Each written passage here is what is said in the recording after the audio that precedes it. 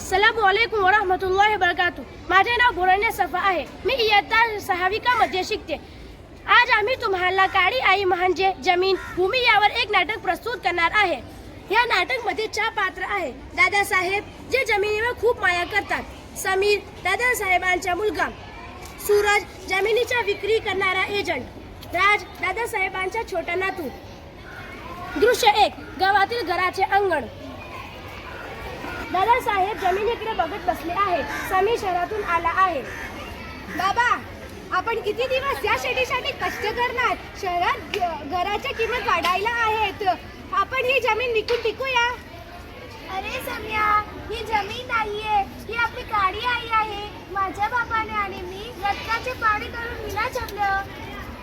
बाबा, इमोशनल नको हो। पैशांचा सगळ विकत घेतला येत।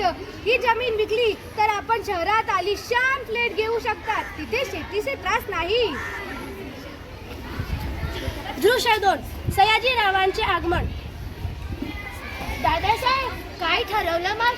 समुद्राची मोठी कंपनी इथे सिमेंटचा कारखाना उभा करणार आहे। तुझ्या इतके पैसे मिळतील की तू 7 पिढ्या बसून खातील। सयाजीराव, पैसे तर संपून जातील हो, पण एकदा का या जमिनीवर सिमेंटची दगड उभी राहिली तर कधी उगवणार नाही। मग काय तुमचे ते पैसे खाऊन लोक जागणार का? बाबा, काय बोलता तुम्ही? प्रगती नको का आपल्याला? दृश्य 3 नातवाचा प्रवेश। छोटा राज खेळत खेळत घरी आला। तिच्या हातात एक गोळा आणि झाड होते। बाबा, आज शाळेत गुरुजींनी सांगितलं की झाड आपल्याला जेवण देते, झाड आपल्याला ऑक्सिजन देते आणि जमीन आपल्याला जेवण देते। मग जर आपण आपली जमीन विकली तर मी मोठं झाल्यानंतर झाड कुठे लावणार आणि आपण जेवणार काय?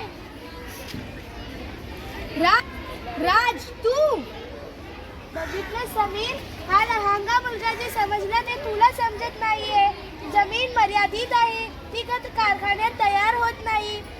आपण जमीन विकली तर पुढच्या पिढीला आपण विकेच्या वाडगा देऊन जाऊ, कारण त्यांच्याकडे पैसे नसेल पण स्वतःची हक्काची जमीन नसेल।